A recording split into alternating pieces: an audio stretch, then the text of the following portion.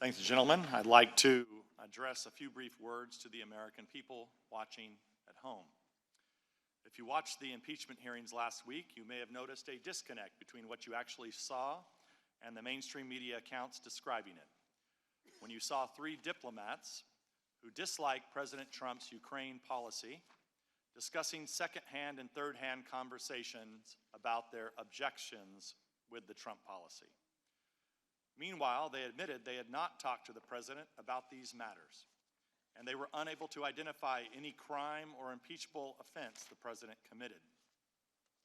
But what you read in the press were accounts of shocking, damning, and explosive testimony that fully supports the Democrats' accusations. If these accounts have a familiar ring, it's because this is the same preposterous reporting the media offered for 3 years on the Russian hoax. On a nearly daily basis, the top news outlets in America reported breathlessly on the newest bombshell revelations showing that President Trump and everyone surrounding him were Russian agents. It really wasn't long ago that we were reading these headlines. From CNN, Congress investigating Russian investment fund with ties to Trump officials. This was false. New York Times, Trump campaign aides had repeated contacts with Russian intelligence. Also false. Slate was a Trump server communicating with Russia. This was false. New York Magazine, will Trump be meeting with his counterpart or his handler? This was false. The Guardian, Manafort held secret talks with Assange and Ecuadorian embassy. Also false. BuzzFeed, President Trump directed his attorney to lie to Congress about the Moscow Tower project. All of these were false. There was no objectivity or fairness in the media's Russia stories, just as a fevered rush to tarnish and remove a president who refuses to pretend that the media are something different from what they really are, puppets of the Democratic Party.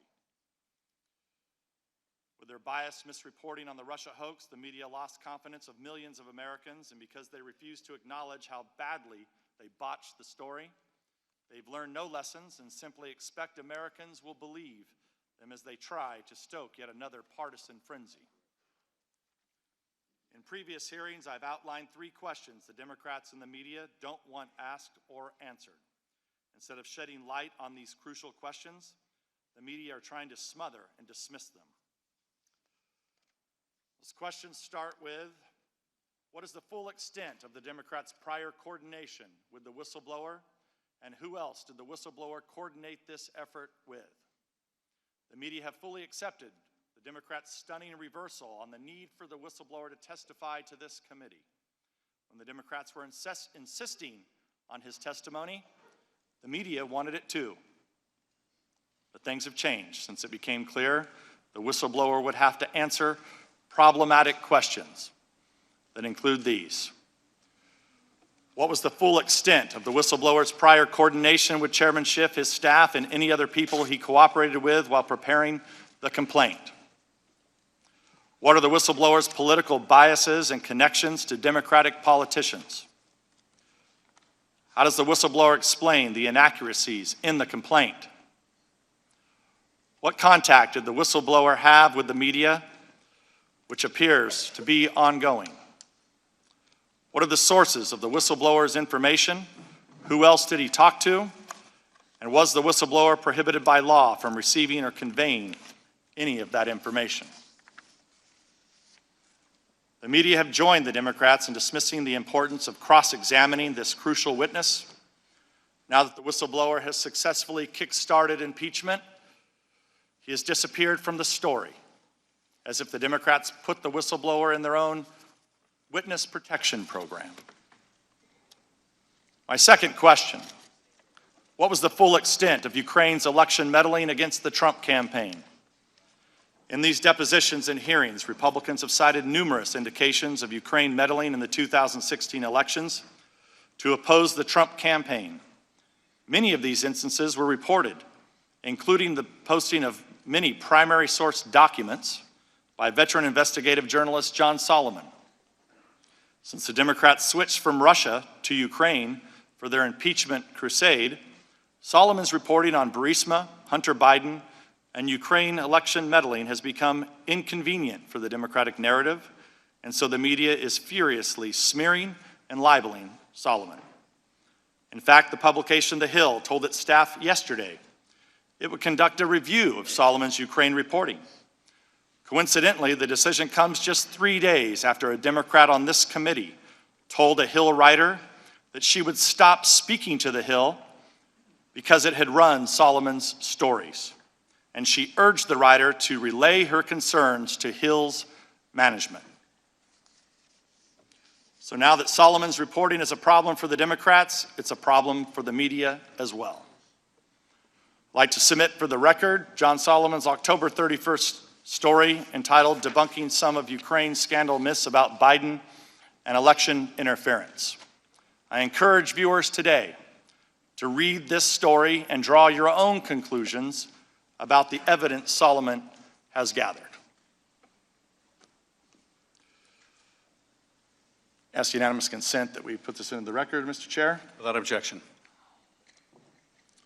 The concerted campaign by the media to discredit and disown some of their own colleagues is shocking. And we see it again in the sudden denunciations of New York Times reporter Ken Vogel as a conspiracy theorist after he covered similar issues, including a 2017 Politico piece entitled Ukrainian Efforts to Sabotage Trump Backfire. My third question: why did Barista hire Hunter Biden? What did he do for them? And did his position affect any U.S. government actions under the Obama administration? We have now heard testimony from the Democrats' own witnesses that diplomats were concerned about a conflict of interest involving Hunter Biden. That's because he had secured a well-paid position despite having no qualifications on the board of a corrupt Ukrainian company, while his father was vice president charged with overseeing Ukrainian issues. After trying out several different accusations against President Trump, the Democrats have recently settled on bribery. According to widespread reports, they replaced their quid pro quo allegation because it wasn't polling well. But if the Democrats and the media are suddenly so deeply concerned about bribery, you would think they would take some interest in Barista paying Hunter Biden $83,000 a month. And you think they would be interested in Joe Biden threatening to withhold U.S. loan guarantees unless the Ukrainians fired a prosecutor who was investigating Barista. That would be a textbook example of bribery. The media, of course, are free to act as Democrat puppets, and they're free to lurch from the Russia hoax to the Ukraine hoax at the direction of their puppet masters. But they cannot reasonably expect to do so without alienating half the country who voted for the president they're trying to expel. Americans have learned to recognize fake news when they see it, and if the mainstream press won't give it to them straight, they'll go elsewhere to find it, which is exactly what the American people are doing.